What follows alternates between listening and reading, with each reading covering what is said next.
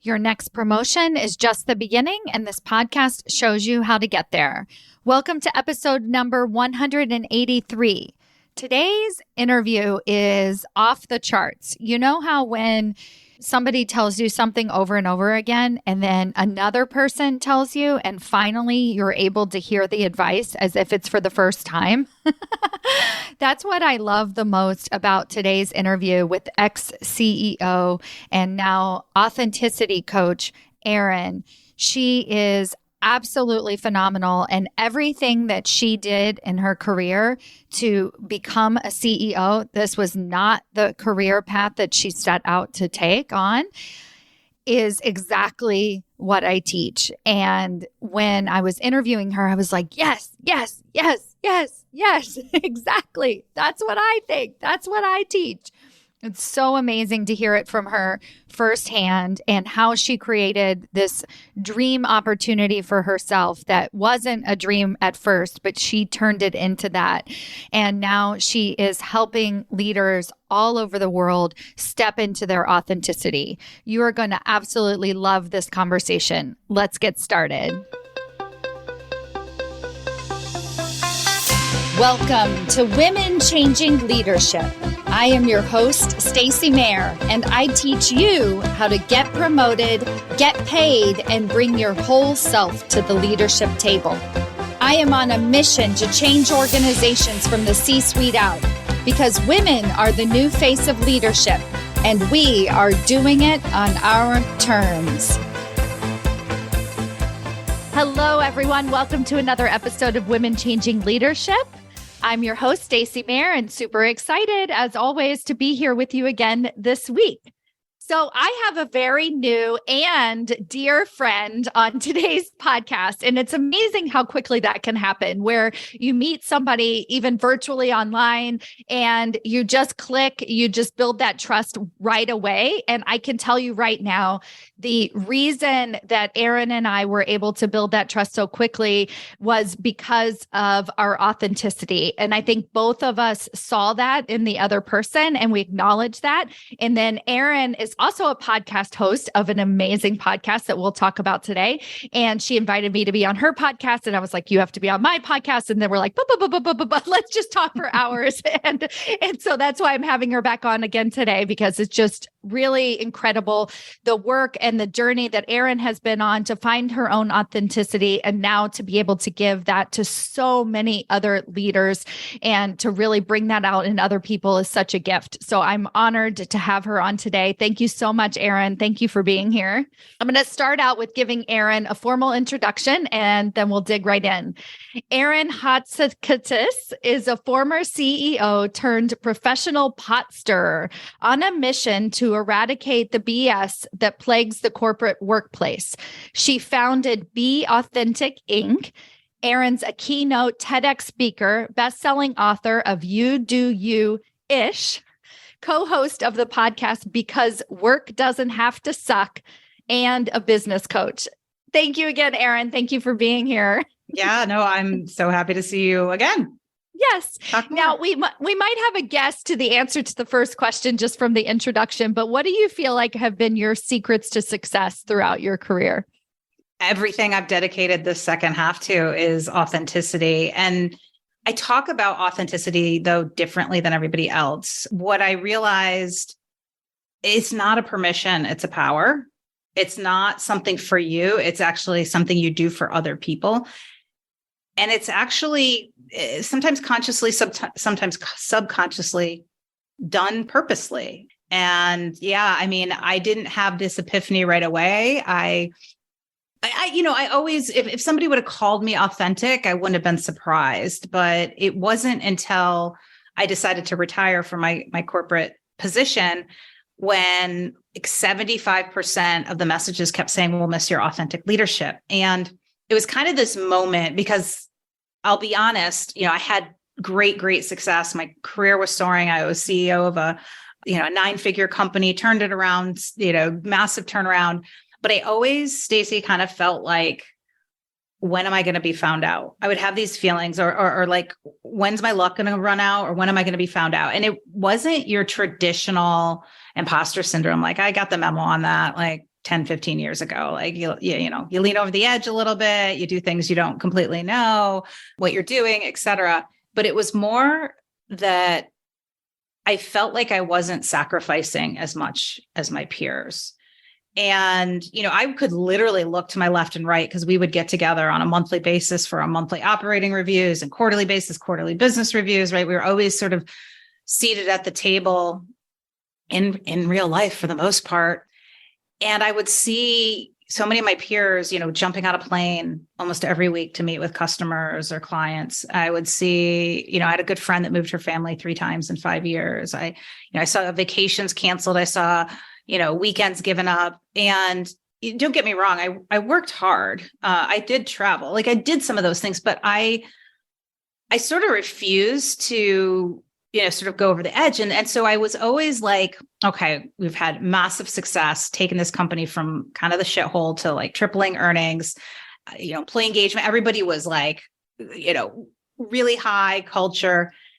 But I was like, it's going to run out because I'm just not sacrificing as much as everybody else. And so when I decided to retire and do something else, and I got those messages, here's what hit me. I wasn't going to get found out. I realized I was actually playing a different game. Yes. Oh my God. Playing a totally different game. Yes. And you know what I love about this is that I find this all the time in women's leadership with this catch-22, right? Obviously, speak up more. And then what's the other side of that? If you speak up more, you're too aggressive. And in your case, it's like, find that work-life balance, make sure that you have boundaries, make sure that you give yourself space for strategic thinking, that you're not just hopping on a plane, you're not just attending meetings just because you're supposed to, and you're able to give yourself that space to think, which has led to your success at that point. But then you do that. And then what does that bring up inside that part of you? Like, what's that going to give you? I had a client recently whose husband was like, you don't work anymore. And she's like, at first it stung, and she was like, because he's right. Like, I'm so much happier. I feel like I don't quote unquote work. Right. And this is ever since she got both a promotion, but then also into the right role, working with the team, working in her strengths, doing the work that she really enjoys doing. It doesn't feel like work. It doesn't have that stress factor that she had before that her peers have so much of. And she's like, I let it sting. And then I realized, I looked at him and I said, you know what? I'm not, because I'm playing a different game. Yeah, exactly. And I love what you say about it gave me the space. So I think that's one side of the coin, right? Mm-hmm. I think the other is that I replaced that jumping on a plane all the time, that hardcore executive leadership. I replaced it though with throwing my ego aside and being much more authentic. And, it was tangible when I thought back to it. We got the best talent was coming into the organization because word was on the street. And by the way, our parent company was 50,000 people. So, I was nonstop recruiting. Like, to me, leadership is a popularity contest. And so, word got out that like, you might, this is a great organization to work for. They've got a leader that's, whatever word they use, genuine, authentic, et cetera. I caught the attention of executives in those, operating review meetings, those strategic meetings, because I replaced the normal BS with stories and with wearing our reds on the sleeve. I mean, nothing I hate more is, when you come to these meetings and you get everything's green and yellow. It's like, no, there's parts of our business that are red, right? That was part of my authentic nature, was tell it like it was. And so I created this incredible trust with executives because they never were like, what's Erin hiding? Because they're not stupid. They know that there's always reds in a business. And so if you don't tell them about the reds, then they're like not trusting you because they're like, I got to read between the lines what the reds are, and it helped with negotiations, et cetera. So I agree with you both. Not doing all that gave me the space to think and connect. And, there's a zero-sum game when it comes to your time, especially when you're a leader. But I also, like I said, I was playing a different game instead of the hustle game and the do nonstop stuff and be that tough leader that sacrifices. I replaced it with a game and a strategy that said, what if I, didn't send on behalf of emails? What if corporate comms? I remember corporate comms one time wrote an org change announcement for me or some sort of big announcement, because there was this huge company enterprise-wide thing going on, and all our corporate comms people were like writing for all their different business units. And I remember getting it up ready to like review it and redline it and change a few things. And I was like, I can't even redline it. I don't even know what the frick he's saying. Like, I can't send this out to my people. And so, things like that, like I wrote most of my communications, because I'm like, my team knows if it comes from me or not. And like, if you want them to read it, then you probably should talk like a human and not like a corporate comms person. So anyway, all that to say is, that different game. And I think it's, it is, I don't talk about this a lot. I think it's, authentic leadership. The first step is you do trade in the ego a little bit, because it feels so warm and fuzzy once you become an executive or you have that CEO title to have start being an ass. Be an ass or be untouchable or sit in the throne and have, only schedule a meeting through my assistant and the on behalf of emails and the, going into the quarterly business reviews with the big words. And like, that feels good short term on your ego. It's like, oof.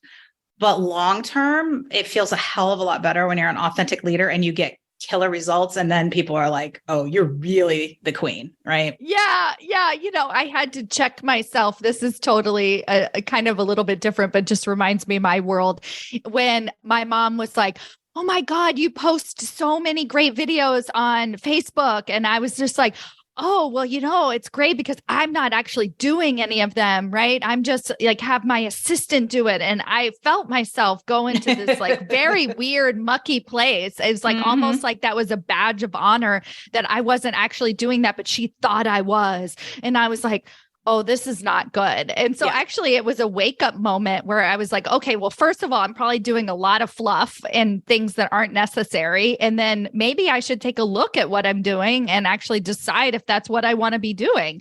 And so I had to kind of readjust, but I noticed my ego screaming. That was like the thing that I noticed when I made this comment. I was like, that's not even me. What? That's not a badge of honor in your business. Like, It's a good sign that you're probably going for sort of the short term adrenaline kick. Yes, exactly. But it's not going to last long term. Totally. So, there are two questions I have as a follow-up, and you can decide which one you want to answer first. One is like, wow, it sounds like you created the dream role for yourself. And then two, okay, so I guess now you teach other people how to do this. So share with us what you may. Well, to create the dream role as CEO, as my former corporate days, no, definitely not. In fact, just a little bit for your listeners on how I got there, because it's always important to me that people feel like they can relate. Like I was not gunning for an executive position, a CEO position.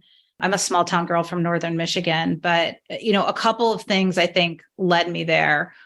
One, I didn't always take the short-term best job. I always say that getting your next job is like buying a house. It's all about location, location, location. I firmly subscribe to that. And, what I'll often tell people, the chances that the perfect job that gives you the 1 or 2 title jumps, it's doing what you want for a company that you believe in, is going to be open and ready the time you're looking for something is like, 1 in a million. But it's just like the house. If you do that, you might buy the house that's got the renoed kitchen and the really nice open floor plan and the bathrooms are updated, but it's in a shitty neighborhood, an hour drive from work, and you're never going to be able to change that. But if you think about finding a job where you're like, okay, kitchen needs to be remodeled and there's a few things that aren't good, but it's in a great neighborhood, great location, it's a much better option, right? We all know that. And it's the same with jobs. So where can you find a place where maybe you're even taking a step back or it's not the perfect role, but you can remodel yourself into good roles? And that's kind of what I did, especially with the company I ended up being CEO for, Payflex. I went from managing 40 people to none going into that organization, but I knew it was a macro growing market. We're in the health savings account market that was growing tremendously at the time. I knew the leadership because it was recently acquired. There's probably some people that were going to go, right? Like big company buys small company. Everybody knows that playbook. Small company leadership, probably not going to stick around forever because they can't, can't stand the bureaucracy. So, I think that was number one. I got myself in places where I knew that I could remodel, that I could grow, that had a good culture. But the position, I think this is another interesting part of the journey within that especially because you're focused on women. I actually got promoted several times. And then I got a call one Friday from my boss. And he said, this is a little heavy for a Friday, but I've decided to leave. And I actually want to know if I can recommend you as our next COO, as my successor. And Stacy, I paused and replied so quickly. And I was like, no, thank you. And, we had a long conversation. Of course, he's like, think about it over the weekend. And, of course, what I did do first, I talked to everybody, like, what should I do? Because somebody else to give you the answer and all the answers are different. But then I realized, finally, when I slowed down, why was I saying no? And I was saying no because I was worried about having to fit into this corporate mold, this executive mold, because this would be a jump up into an executive position. And, like I say this in my TED Talk, my ego would grow, my calendar would overflow, my home life would become a shit show, and my personality might even start to blow. And I didn't want that, right? I didn't want to be those things. I didn't want divorce or heart attacks or the things that I saw other executives go through. And then I had this epiphany that I freaking teach over and over again, mainly because I teach myself over and over again. It hit me. You shouldn't not do something because you hate the way it was done before. Oh, yes. Instead, do it your own way. And, that's a big, lesson for us women. Like I talk about this also in my TED Talk and in my keynote, like we run this compromise calculation. That's what I did. It's like Brandon said that. And like in 2 seconds, I'm like AI compromise calculation. And the compromise calculation says that there's a hard-coded anti-correlated line between your career progression and everything else in your life. So as you get promoted or as you go further, you'll have to sacrifice more of your time with your spouse or with your partner, your kids, maybe with your workouts, your health, all these things. And so I quickly thought, okay, yeah, that's probably more money, more authority, but less of these other things. I'm making okay money right now. I'm kind of in a stress-free role. Like I did the quick calculation. I'm like, it's not worth it. And what I talk about is that, if you decide to, instead of, changing for the job, instead you change the job, you can actually flip that completely. And in fact, you should, like, as you become a higher leader, you actually should be working less. You should be leading more. You should be, yes, you'll have harder decisions, more gravity on some things, but it should actually flip in the other direction. So anyways, and then the next year, just to quickly to round out the story, because I think people like stories better than a bunch of BS. So I ended up taking I came back on Monday. I was like, screw it. I'm going for it. I'm going to take it. And I did that for about a year. And then I was, these calls are always convenient times. I was, I'll never forget it. I was in my parents' bedroom. They have a place in Florida in the winter with my family. We were just getting ready to leave for a day at the water park. So I was just getting ready to be totally disconnected. And I got a call from my boss, my big boy boss at the time. And he basically said, I'm being pulled over to a huge project and you're going to be interim CEO, but they're posting the position, to make sure there's nobody better, which I don't think he said that last thing, but that's how I, sort of interpreted it. And, at first I was pissed, right? Like, they're going to go look for somebody else. And then I was like, wait a minute, if they're going to do some thinking, I'm going to do some thinking too. And I also, quite frankly, realized that like, to get the CEO position, which now I wanted, because the jump to COO was the hardest because I had I had to do all the work, but I didn't have all the authority. The CEO did it. So there were decisions that I wanted to make around finances and people and stuff. So I'm like, oh, should be easier to be CEO because I'll basically have to do the same stuff, but actually have the authority to make decisions the way I want to. But I realized that if I were to compete in the standard way you compete, like interviews, resumes, like how many times have you, run large organizations? Like I wouldn't have won. I didn't have that experience. Yeah. But if instead, and I knew, like when they're looking for I knew it was going to take them like 3 months, right? I'm no dummy. I'm like, they're not going to, and by the way, I remember telling my boss, I'm like, you might want to run buy me some people because I know everybody in this industry. 'Cause I knew they were going to go out. I'm like, I sit on boards, like I know who they are. I know who the schmucks are. I know who and quite frankly, I knew that the really good people they weren't going to be able to afford. I'm just going to be honest. So instead, I'm like, I'm just going to spend the next 3 months proving that I deserve this position and make some major turnarounds. Financially, I got some things really turned around pretty quickly. There's another piece of the story I want to tell the women listening that's really important, because I said, okay, I'm going to just prove it. And that's what we do sometimes. We're like, roll up our sleeves. Sometimes we're like, I'm just going to work really hard, which I think we've learned that lesson. This wasn't just about working hard, right? I was going to put my authentic leadership to work, even though I didn't know that's what it was. But here's one of the biggest things that happened that was so small, but I think so impactful. So a couple weeks or so into this interim status, I was walking back from the cafeteria. It was in the huge headquarters of our parent company, Aetna. And I ran into this woman. Her name's Chowie Gibson. And she had been at the company for many years, really respected her. And she stopped me and she said, congratulations. They had announced my interim CEO status. And she said, do you want the job? And I looked at her and I said, yeah, I do want the job. And she just looks at me and she's like, tell your boss you want the job. And it was so important because, first of all, my boss at the time was pretty intimidating, to be honest. And I think as women too, we think that our hard work or doing the things is going to be that indicate that people can read our minds. And instead, at my next one-on-one, I remember at some point I said, and by the way, I do really want this job. Mm-hmm. And I think that's important for a couple of reasons. One, the clarity, the obvious one. Mm-hmm. But the second reason, is executives are looking for big time executives. Part of what they're looking for that they don't always consciously know is they're looking for somebody with some cojones, right? With somebody with some guts. This person running this company is going to be in tough situations with very large customers and negotiating things. And I think we don't often demonstrate that toughness. For example, say you want the job. I think another place is negotiating for pay.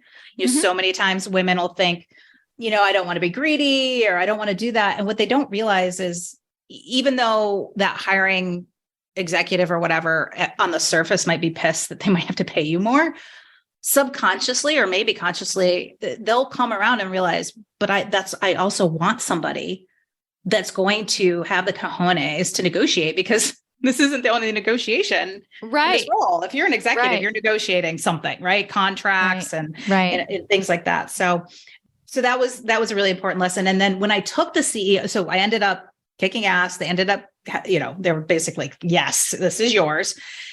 People thought I was crazy for taking it because the company had been acquired about 4 years earlier. And it was a classic sort of integration gone bad. Not enough money and investment was given to this company that the parent had acquired. And so there were a lot of operational issues, reputation issues. Financially, we were flat for years. And so, and we had a bad reputation, most importantly, internally, because we had a lot of joint customers. So it was an icky place. Like everybody was mad at us because we were screwing things up for their client. And so people actually are like, are you serious? Like, you're going to take this job? And what's crazy is like less than 3 years later, we were the golden childs of the company. We were the golden childs of the company. It was crazy. I remember sitting in one quarterly business review, probably a financial review meeting with our CFO of the parent company. Mm-hmm. And he had come from a competitor. He'd only been with a company maybe, less than a year. So he kind of didn't know the history of how much we were like not the golden child. And he's like, you got to do something more like PayFlex and da-da-da-da. And I just sat there, and how sometimes you have those moments where you like float out of your body and you're like, is this really happening? Like, does he realize how like crazy it is that, we're now kind of the poster child around how we're growing our company, our employee engagement, et cetera. Long-winded answer. It was not a dream job to start. Of course, when I announced my retirement, everybody wanted to be my successor, right? I'm like, oh, sure. Now you do. But this is amazing. I'm just like listening. I love everything that you shared. It's a step-by-step playbook on, everything that I teach, that things and creating and paving your own path. And that's why I was really curious about, because I know the end of the story, which is that you left, you retired. You didn't retire at age 65. You retired early. You retired by choice, right? And so knowing that end of the story, that's why I was like, wait, you're not convincing me that you had this crappy job. Like so many leaders that I meet who left, they're always leaving from a place of disgust, from running away, from like, I can't take this anymore. And what you did, and now I want to hear the second half, is the choice to retire. It sounds like you basically like proved to yourself and everybody else, like, hey, I can do this in an authentic way. I can create this. I can create my own role. And not only that, but I have to, right? That's the only choice I have.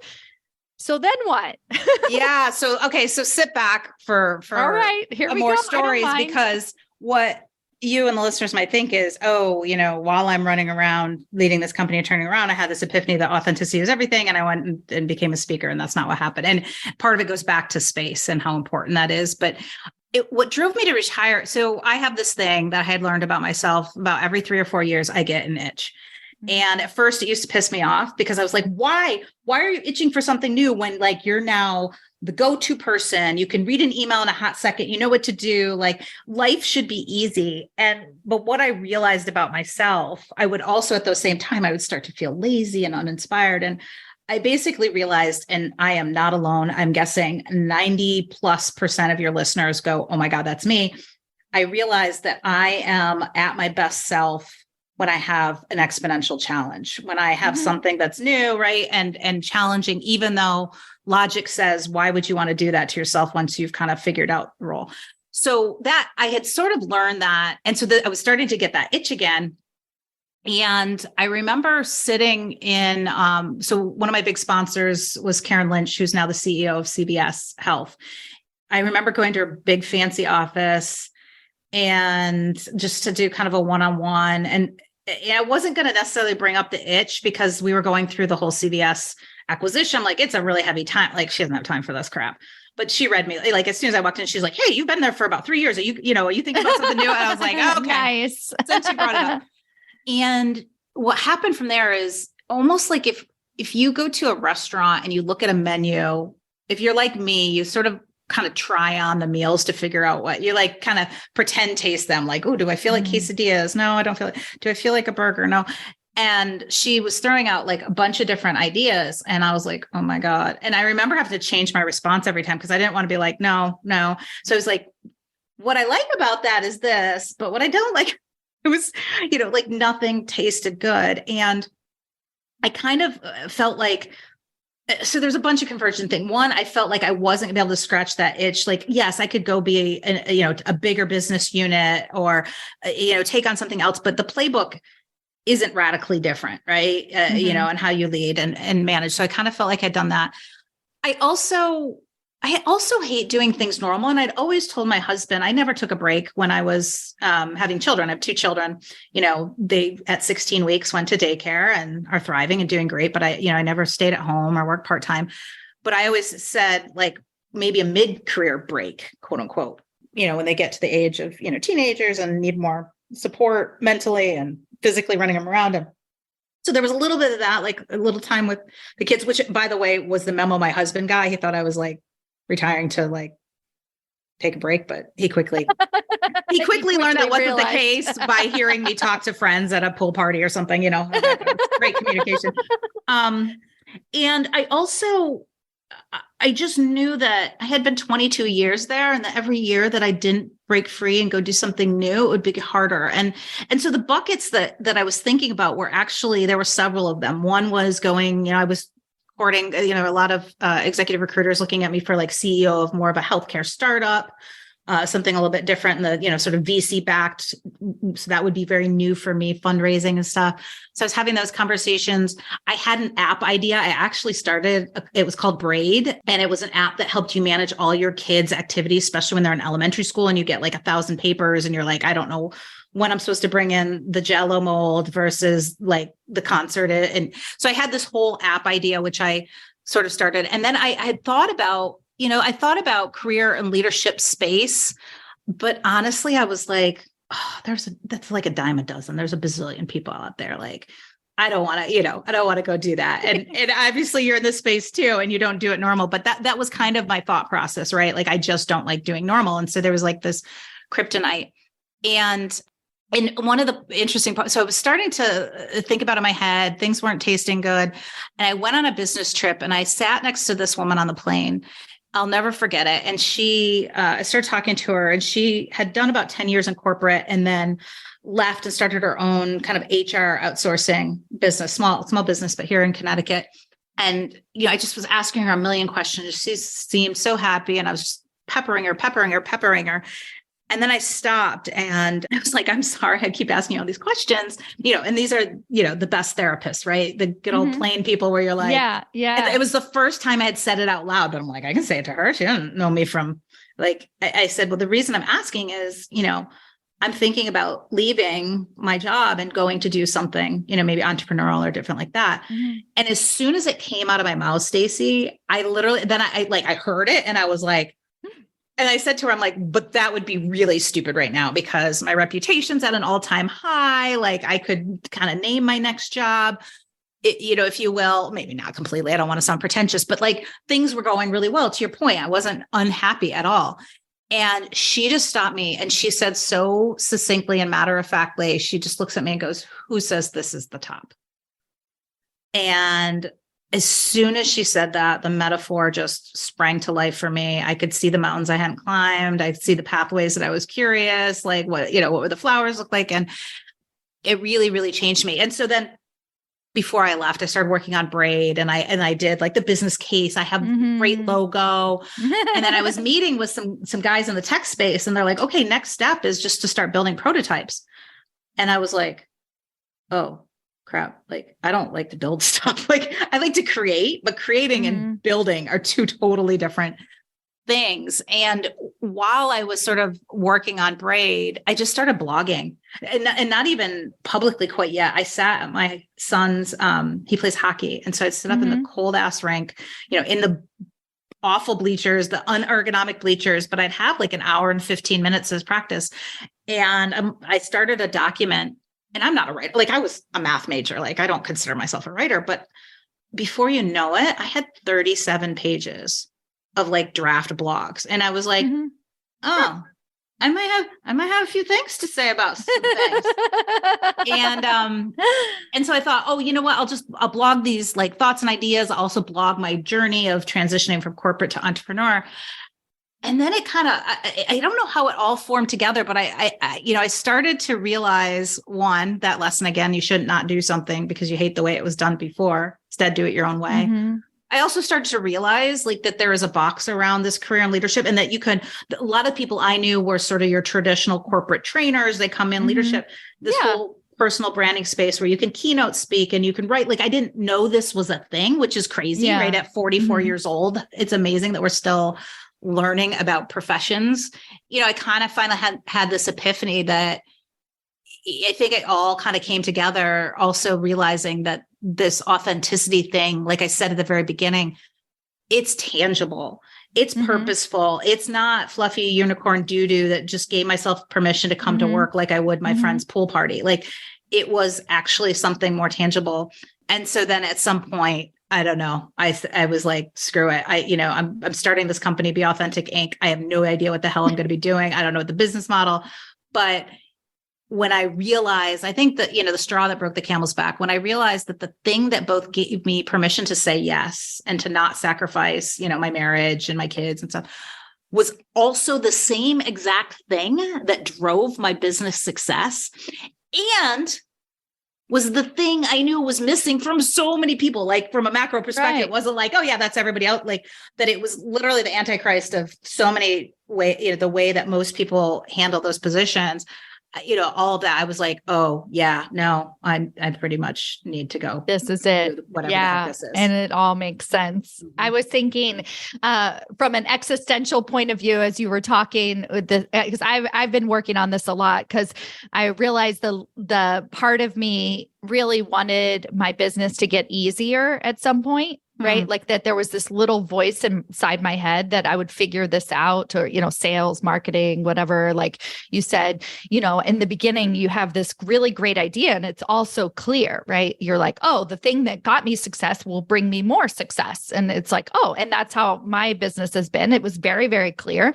And so I thought, oh, I just do these things and then I'll figure it out. Like I've already figured it out. And then you run into another hurdle and again, it's just hard. And then you kind of have to pivot and then you change again and, right, all the things. And as you were talking, I just love your story so much. And I'm so glad that you've shared it with us in such detail, because we could listen to Erin's story as like the goal, but it's not. It was like a piece of her life. It's just her life.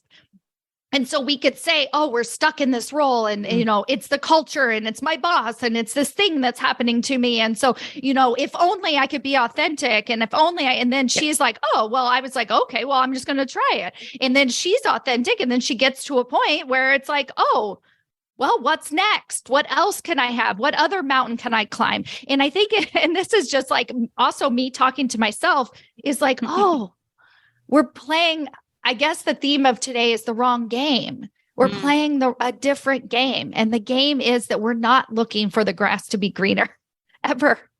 We're never looking for that. And yeah, so that's really beautiful. And I love that too, because that's the power of stories too. And that's why I'm indulgent and tell these. And this is why it's part of my framework that I teach people, the humans framework to strategic authenticity. And it's for narrated stories, but like you just demonstrated what I love so much about stories. And I tell people all the time, tell the stories, because they're not listening to the literal story. They come, and there's research and science that shows that people come in and out of your story in their own journey, in their own way. Like you said, it's not listening to my story to find out the A to the B to the C. It's really the A.1 and the A.2.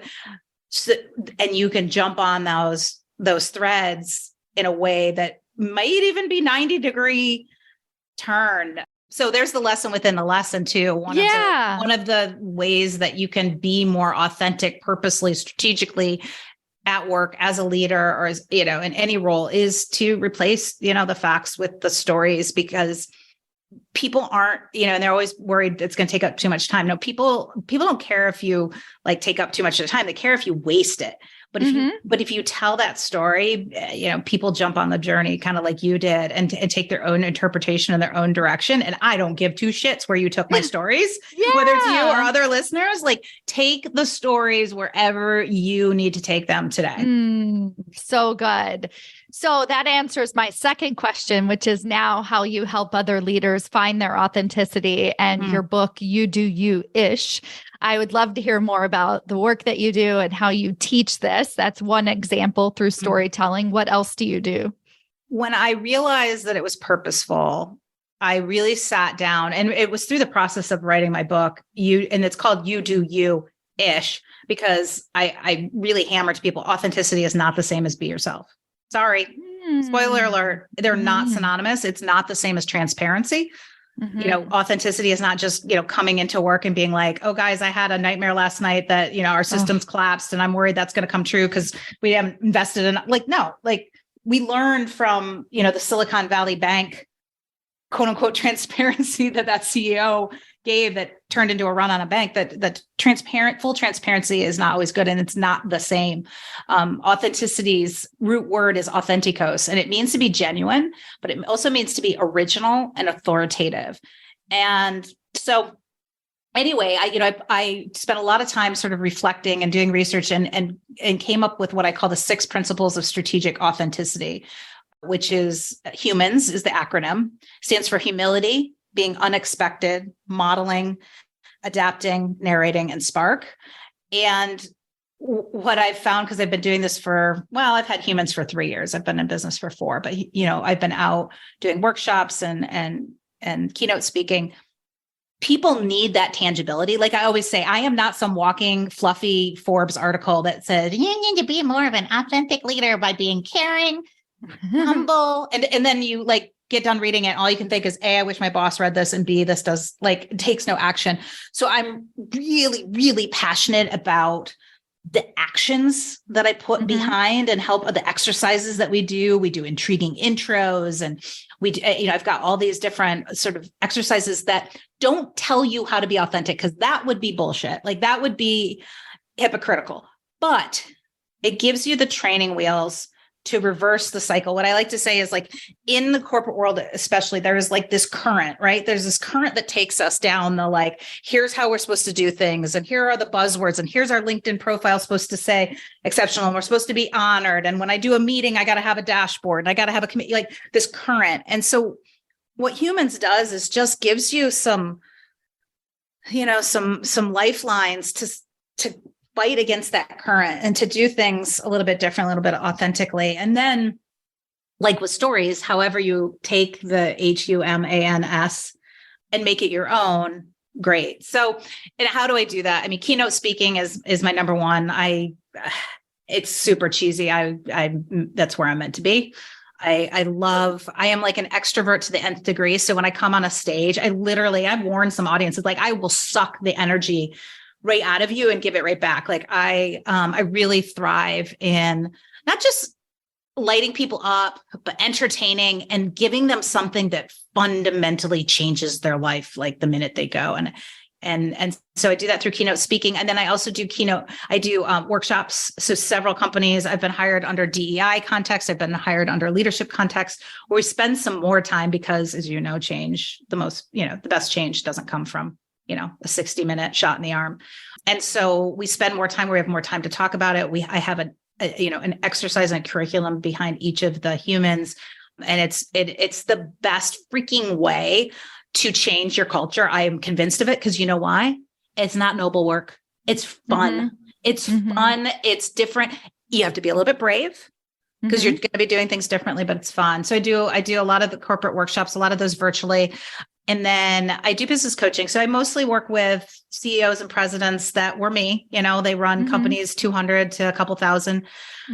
And like you, right? It's really in those moments. And in that coaching, it's not like I sit down and be like, okay, today we're going to work on humans, or we're going to work on humility. It's really that real time, like, hey, I've got a board meeting. I'm going to present, they'll kind of tell me what they're thinking or draft. And I'll be like, what if you did this? Or what if we'll just make a few tweaks that are under the guise of authenticity that make a huge difference, and just act as their sidekick there, when they're making tough decisions, and talk them through that. So all three of those things I freaking love. And then I'm working on, you do you-ish. I'm super, super proud of, because people love it. I mean, it's fun. It's just fun to read. Great. It's, it's a lot of stories, a lot of humor. There's definitely some barnyard language, but it's actionable. So that excited me enough. I'm working on book number 2. It's called The 50% Rule, which is, I kind of describe it like it's a kind of an authenticity hack. It's a rule that I just organically started using for myself. And then every time I talk to somebody, 50% of the time I'd be like, you should use the 50% rule. And they're like, what's that? And I'm like, let me tell you. I'm like, oh my God, that helps. And it's sort of like, did you take math? Did you take calculus at all? No, I didn't actually. You're like, my husband still gets on me about that.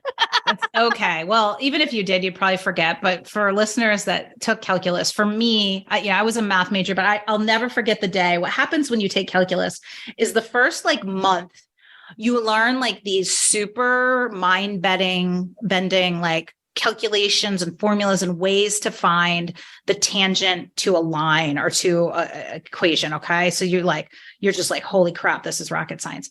And then about a month in, your professor walks in, and this is what happened to me. It felt, my interpretation, very nonchalant, sort of like, hey, so today, no big deal, but I'm going to show you this little shortcut, all the stuff you've been doing for the last month. And they literally show you that everything you've been doing for a month, if you also look at an equation, if you take the exponent, multiply that by the first number. So let's say it's 2x to the third.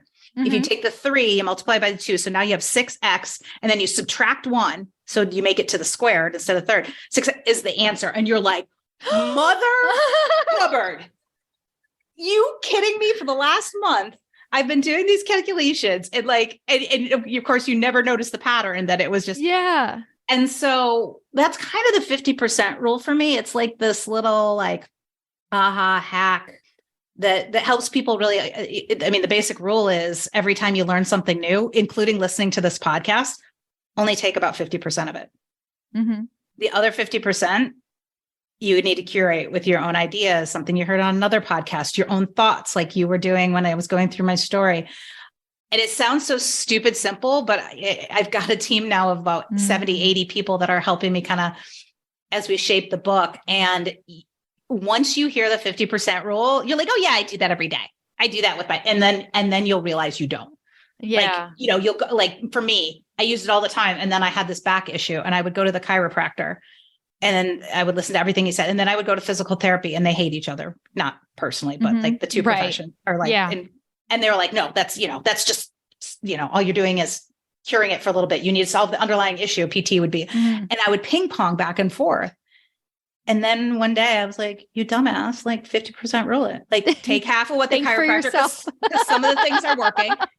And by the way, some of the things are working from PT and curate. So it's so good. Stupid, simple rule that once you see it and use it, you can't unsee it and unuse it. And I'm excited about the book. I have tons of stories about all kinds of famous people and non-famous people, and people on my team are going to be part of the book. And so anyway, so that good. was a long-winded answers. That's what I'm working on. I want to leave us with another story. So as you were talking, because of course I think I will say, I think I do 50% naturally. And then also I'm not going to totally claim that because now I'm going to investigate where I don't do it. But as you were talking, once again, I went into my own story and I was like, oh, what did little Erin do?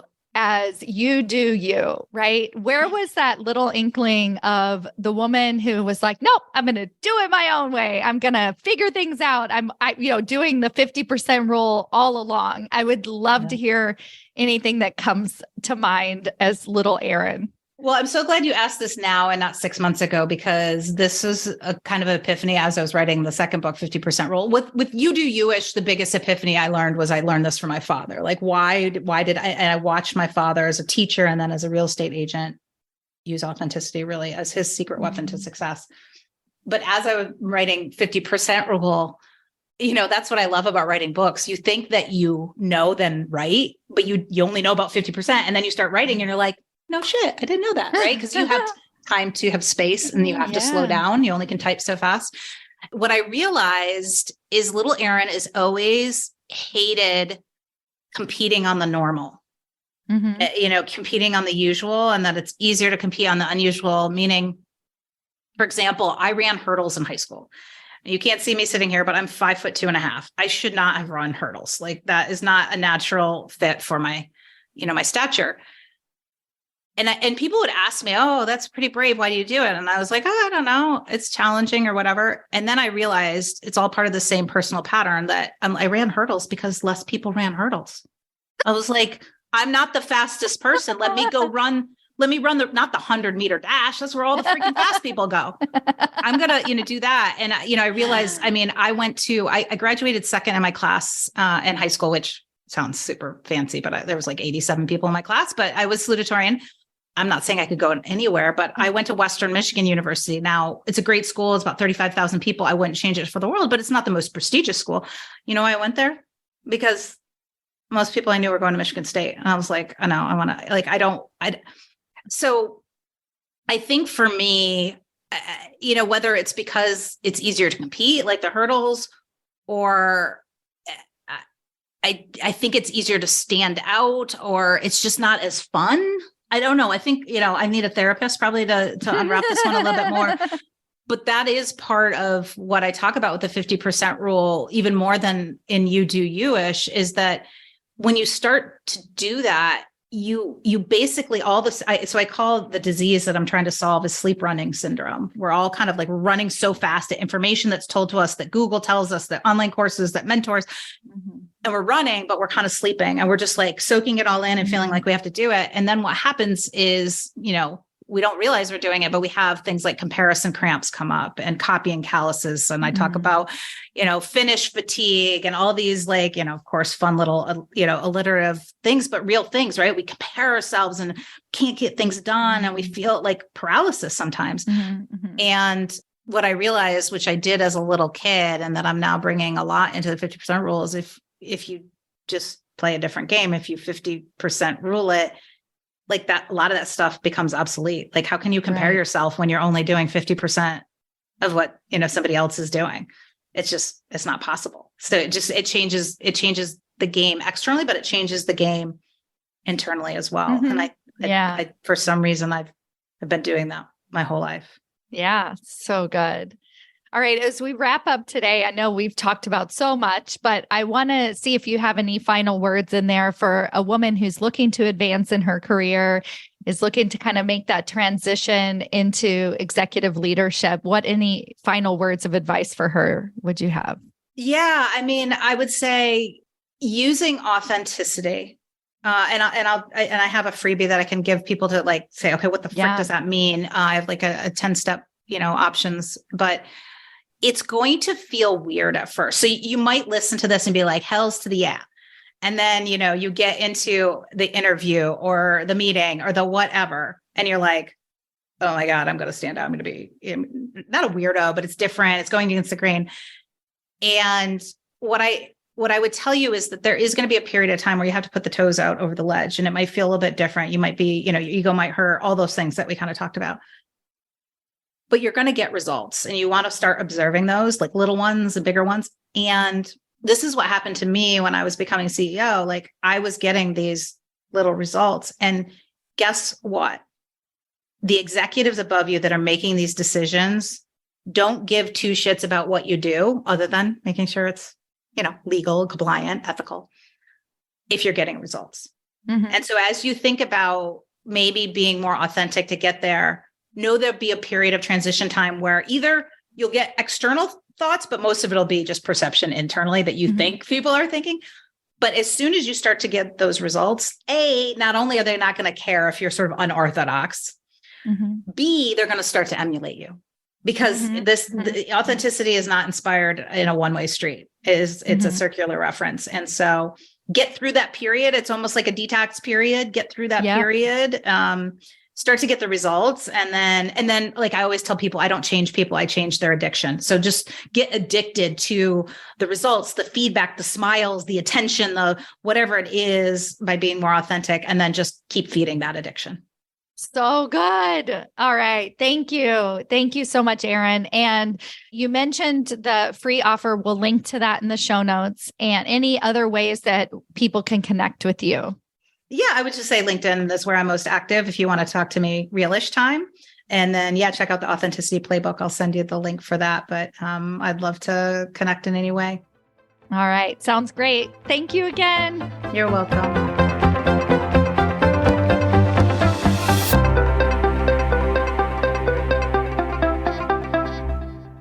Before you go, I have a question for you.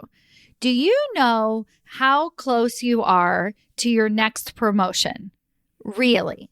Not what your boss has told you, not what you even believe to be true, but have you actually taken the time to sit down, take an assessment, review the 5 categories that it takes to get promoted into senior executive leadership positions, and decided where you fall in each category, and given yourself a ranking on a scale of 1 to 10 of how close you are to getting your next promotion? Have you done this? Well, now's your chance. If that feels interesting to you and you're like, hey, I want to know exactly how close I might actually be, or how far away you might be, and what it's going to take to get you even closer, then I invite you to take my promotability quiz. This is a quiz that I put together with practical tips that actually tell you where you're lacking and where you're winning. What are the areas that you actually need to improve and not necessarily what your boss is telling you all the time, so that you can take concrete steps towards landing that next promotion and changing the face of the leadership table. Go to yourpromotabilityscore.com to take your free assessment today. Yourpromotabilityscore.com, and let me know how it goes.